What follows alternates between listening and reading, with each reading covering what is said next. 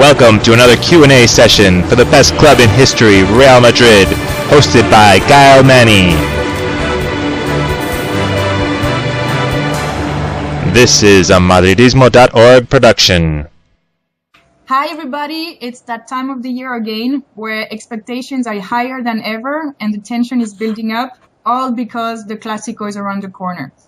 So if you're anything like us, you're currently in clásico mode, which means in a sort of media feeding frenzy. And here at Madridismo.org, we thought we would indulge you with a brand new feature, the pre-game Q&A. Joining me today are my fellow partners in crime, Aaron and Apakshit. Hi guys. Hi. Hey there, everyone. Yeah. So let's go with the first question right away. How do you feel? Well, I feel very confident going into this game. You know, it's a really big game for us. And if you look at our past 5 games, you know, we have won all our games convincingly. And just some stats here: we have scored 19 goals in our last 5 games, and we have conceded 5. Whereas Barcelona, they have scored 16 goals in the last 5 games, and they have conceded 3 goals. You know. So defensively, they seem to be a little bit better because they've conceded just 3 goals, and we have conceded 5. But when it comes to scoring, we have been scoring freely, you know. So I think we should win this one, you know. Yeah, I share the confidence. You know, if you look at the statistics, we do look very similar to Barcelona. You know, I wasn't looking at just the past 5 games, so I was looking at the entire month of December. And although they played 2 more games than us, they only scored 1 more goal. Of course, they conceded 1 less, but that's a whole separate issue. I think going into this game, you have to be confident. It's by no means a guaranteed win, but we're riding form right now, and I think Barcelona is slipping a little bit. So we had the chance to really give it to them at this point in the season. I'm sorry. One more thing. Yeah, one more thing. I would just like to add. Barcelona, they've lost 1 game. When we're talking about the last 5 games, they've lost 1. But then Real Madrid, they've won all their 5 games. You know. So going into this game, I think we are high on confidence. And I don't see a reason why we shouldn't win this one. Yeah, I'm pretty confident too, but I'm very nervous because I'm thinking if we lose this one, we're not going to hear the end of it. Like, Barca fans and Barca players, they're going to be giving us a very hard time. And I don't want to go through that. So I'm a bit nervous because of that. But anyway, so let's take a closer look at both teams' troops. We can start with the defense. In the beginning, I was thinking of comparing, you know, both defenses, both midfields and both attacks. But I'm realizing maybe it makes more sense also to kind of analyze their defense with our attacks and conversely, and then both midfields together. So I don't know how you want to go about this, but go ahead. Okay, I think we are a bit vulnerable, you know, in defense.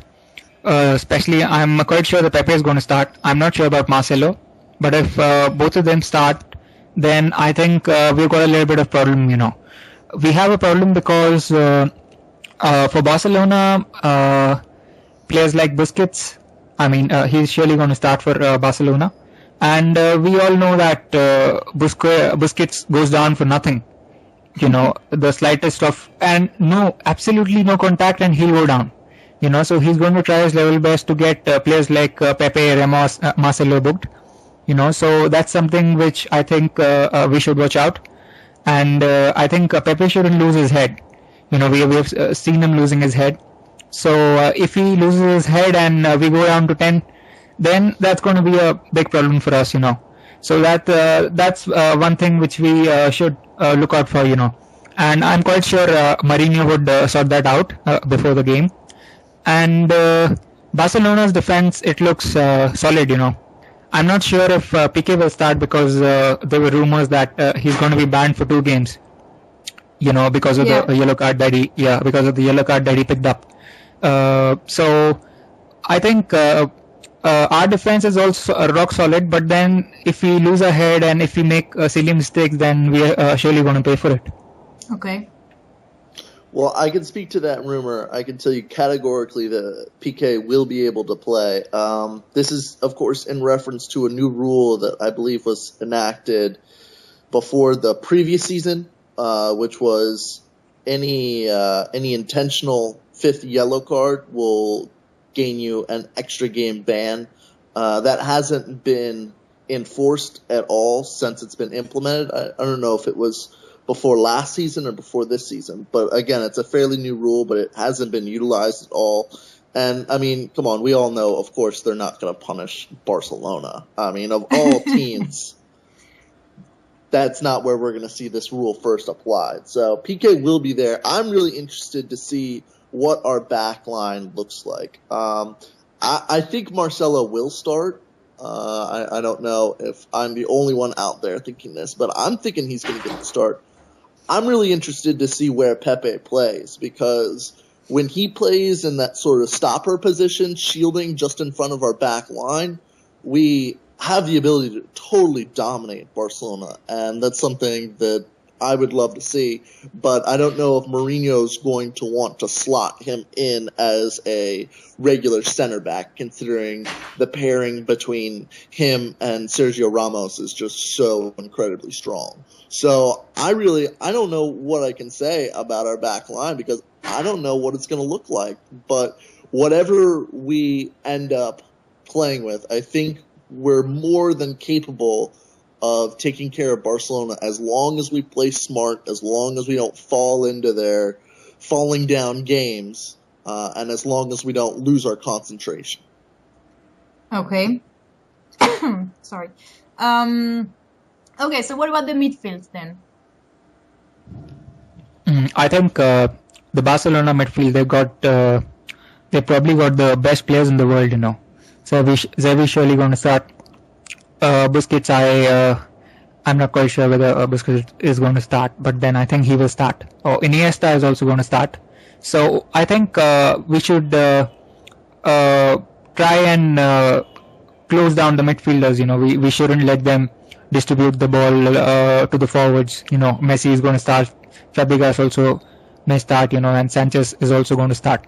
So if we try and block the supply, you know, if we work on the midfielders, if we close them down, if we don't let them pass the ball to Messi, Fabregas and Sanchez, then I think we got a great chance of winning, you know. And our midfield also, Jabi is going to start.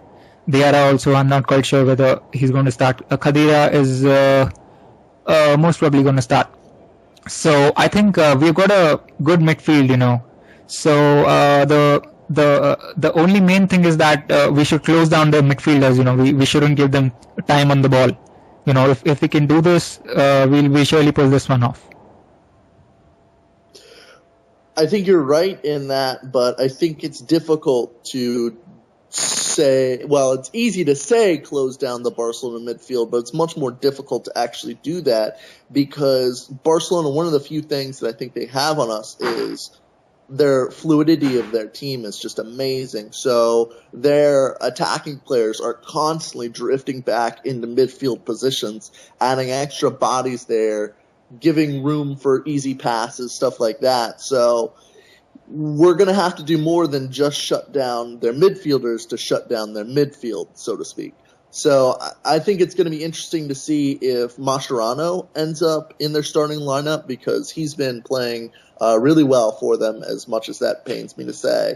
But it looks like he might not have a position, but I don't know. I wouldn't put it past Guardiola to find some way to slip the Argentinian in there, because I think he's one of those players that will, of course, he'll dive, which isn't saying much about a Barcelona player. But additionally, he brings some grit to that team, and he'll throw in some hard fouls and try to knock our Ronaldos and our Ozils off their game. So I think whether or not he finds his way into their midfield is going to be really important for how the game plays out.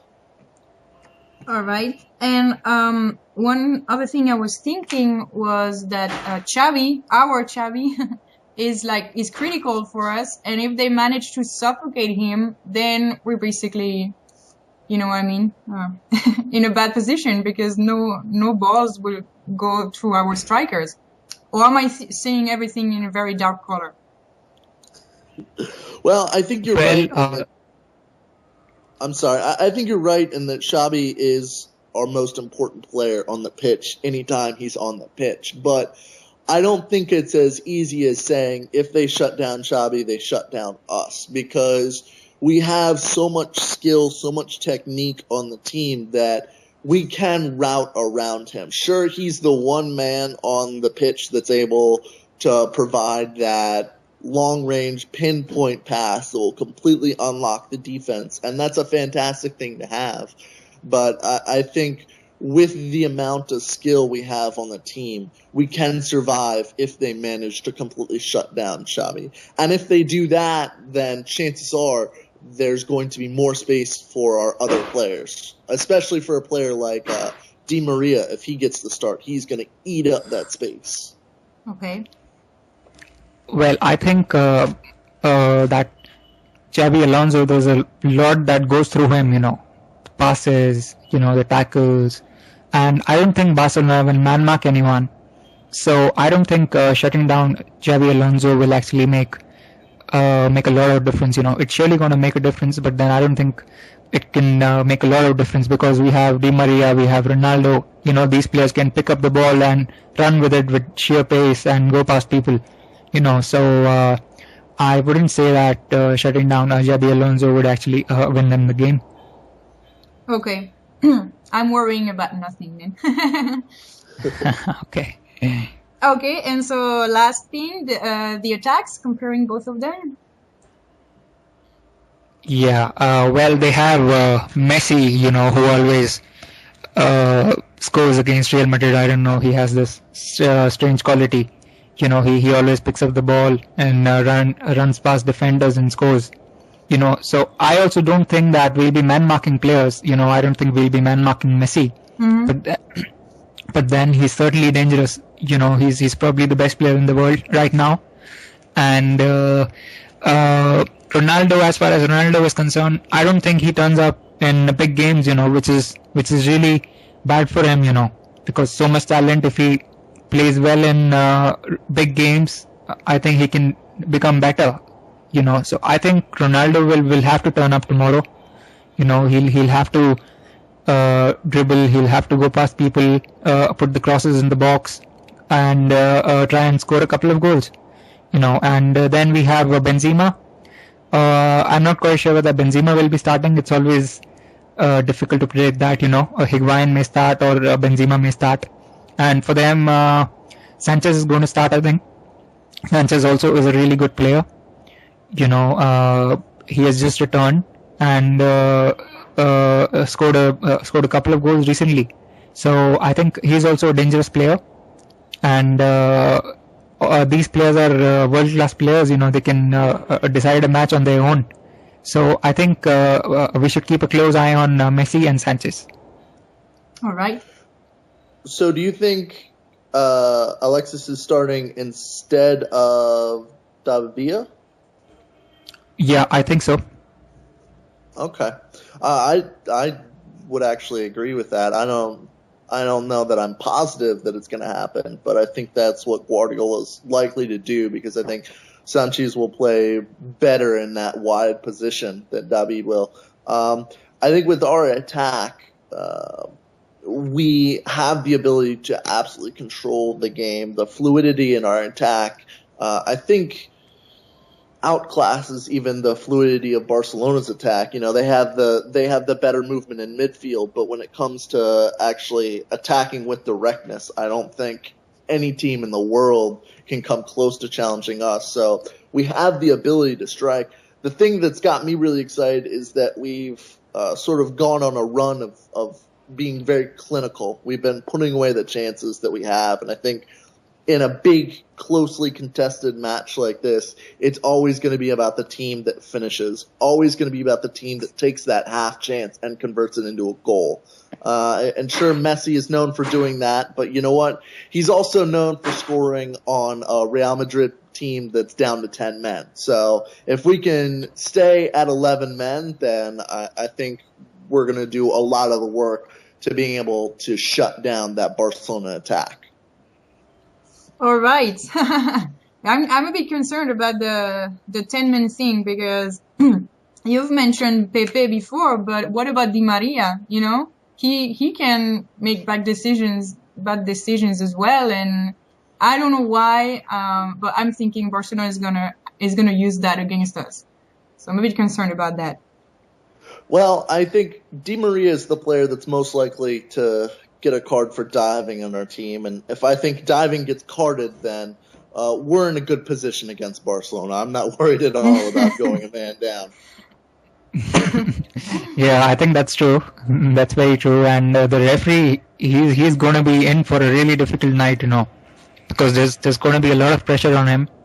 Players like Dani Alves, Busquets, Di Maria, they're just going to throw their bodies around, and it's going to become difficult for the referee. Yeah. My Let's hope there are prediction- no mistakes. I'm calling it right now. I believe Barcelona is going to foul hard and frequently for the first 15, 20 minutes of the game. And after that, they're going to sit back a little bit, and that's when we're going to start to see the theatrics coming out from the Catalan side. Okay. You are mean. I'm not mean. It's what they do. If you watch against us, that's their strategy is to come out, foul us hard in the beginning, get our players amped up, get our players going into balls hard, and then start falling over and feigning injury and hoping that gets one of our players thrown off. And more often than not, it does. Okay. Apakshit, you agree? Yeah, I do. Sometimes, you know, they play dirty. You know, that's the way they play. And I think we should just try and make the most of it. You know, just hit them on the counter whenever we get chances. Try and score. All right. So we've discussed tactics a little bit before already, but basically we've said Barcelona is going to be about fouls and theatrics. What about us? Well, I think yeah, please go ahead. No problem. Please go ahead. Okay, thank you. I think it's important that we pick our battles against this Barcelona side. If we go out and try to play 90 minutes hard pressing football the whole time, we're going to get beat. That's what Barcelona wants you to do. With their ability to pass the ball, they like teams to press really, really hard, or they like teams to sit back the whole time. If we're able to press hard for 15 minutes, sit back for a couple minutes, press hard, sit back, and oscillate back and forth between the two, I think we'll be able to really put Barcelona on the back foot. And that's something that we saw Mourinho do last year in the sort of spat of Clásicos that we had. Mm-hmm. And I think it's a winning strategy, and I'd like to see it again. All right. Well, this question reminds me of the Champions League final, you know, which was played between Manchester United and Barcelona, you know, last year. United pressed them really hard, you know. United pressed them really hard for the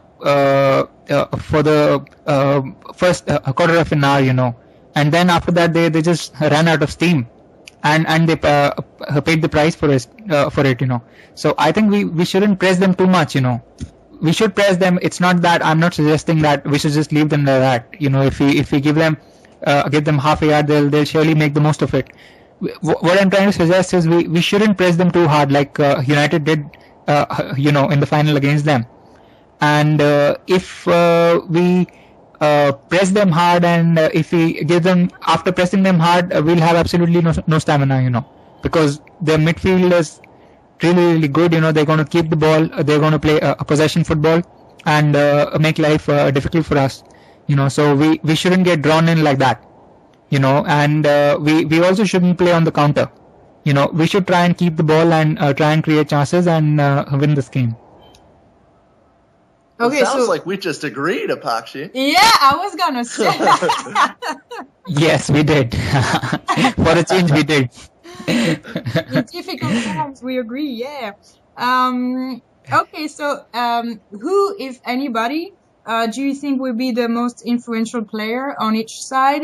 Of course, I'm thinking, Cristiano and Messi, but it's a bit cliche also to think about them. Apakshit, you said that Cristiano is sometimes not, not delivering so much in big games. So I was thinking personally more in the midfield, both Xavis. I don't know. What do you think? Well, for me, I would say Messi for Barcelona, and Di Maria can make a lot of difference. I think if he can play well on that particular night, he can surely make a lot of difference. So I would say Di Maria and Messi. Okay, if you press me to make orthodox picks, I would absolutely agree with that. Again, we're 2 for 2 on agreeing. But if I could be unorthodox, I'm going to say the man in the middle, the referee. He's going to be the most important man in the match. How he decides to officiate this game is probably going to be the most significant aspect of any of the actual players on the pitch. All right. A lot of pressure on the referee. Oh yeah, tons of pressure. It's not an easy job. I've done it before. I have total sympathies for the man, but in this particular instance, it's all about him. Well, it's not all about him. There's, I guess, players on the pitch, and they're the ones playing and all that. But it's really going to be important and crucial how he decides to officiate this match. Okay, yeah, I think there's going to be a lot of booing tonight at the stadium. Okay, so do you want to risk making a prediction? Yeah. I'll be brave and I'll say 3-1 to Real Madrid, considering the fact that they're going to play in their own backyard. They're going to win 3-1. Okay. I'm going to say 1-0 Real Madrid. All right.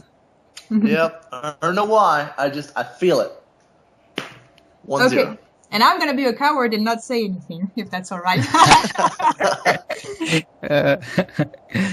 Okay, so last question, kind of the funny one. In the event that we lost, how are you going to, well, I imagine how you're going to feel, but how are you going to react? Are you going to avoid reading the news, reading the comments on forums and stuff? Or are you actually going to go there and complain about the referee and the theatrics and everything? I'm probably going to hide for a day from the forums and the discussions and all that. I'm probably not going to read Marca. But the next day is probably going to be when I show up and I have my whole long essay on the improper decisions of the referee. Okay. I like to blame someone. Yes, wait to get back at him. Exactly. Well, it depends. It actually depends, how how actually I would react. It also depends on the referee. If he makes some really stupid decisions, then obviously I would actually fail to complain, fail to control my anger. Mm-hmm. And if he makes good decisions, then and we lose, then I probably wouldn't visit sites like the Sun. I probably wouldn't go to the Guardian for a day. Okay. But then the next day I would like to read everything about the match. Every small thing which I missed. I'll probably go and read it on these websites. Being brave. Yeah, you can say that. Okay, so now the better question. If we win, what is it that you will do? Are you going to brag around or what? And how are you going to celebrate? Well, yes, this. Go ahead, please. Okay, thank you. Well, this match obviously comes with the bragging rights, So if we win, I'm surely going to brag. The way I'm going to do it is use Facebook. I've got a lot of friends who support Real Madrid. And I'm probably going to write a status about it on Facebook. So that's the way I'm going to brag about it. All right. I'm going out on the town. I live in a little college town, and Southeast U.S., so there's not going to be anybody that's going to understand why I'm out in a Xabi Alonso kit drinking myself silly and shouting and hollering. But I'm going to be out there. I'll be bragging to everybody who won't even have an idea of what happened. That's true. You cannot share with anybody, can you? Well, I mean, the Clásicos are becoming kind of a big deal here in the United States. Like ESPN, the channel that covers them, is really putting some heavy advertising campaign behind it. So there's probably going to be quite a few non-soccer fans that are watching the match here in the States. All right. Okay. That's great. Okay. Well, I think we can finish here unless you want to add one little extra thing. No, we're good. No, I think I think we're good. Okay. Well, just one thing on my part. I'm nervous a little bit, as I said. You guys have plenty of confidence already, but I'm a bit nervous. And I'm very happy because this morning Real Madrid won the Football Clásico that was played for the foundation. Basically, both foundations of Barca and Madrid united their efforts to support an initiative in Africa. And we will talk about that later in a separate article because this is a serious topic and it's very interesting. But what matters the most at the moment is that Real Madrid, led by Emilio Butragueño, won both legs of this Clásico, 5-3, 2-1. So I take it as a good sign and I'm happy. That's great that's news. Fantastic. Yeah, I mean, you can. of course. I'm sorry. Go ahead. Of course. There's everyone that's involved is a winner there, but it is nice to get some victory over Barcelona. Well, if you guys want, if anybody wants, you can watch the footage. We have evidence of that on our YouTube channel, so you can see the little football game. Okay, so we hope our listeners enjoyed this pregame Q&A, the first that we did. And we thank, of course, Apakshit and Aaron. Thank you so much for joining, as usual, and thank you for your great insights. And, well, bye, guys, and bye, everyone. Enjoy the match, everyone. Yeah, sure. Enjoy the match. Bye-bye. Bye.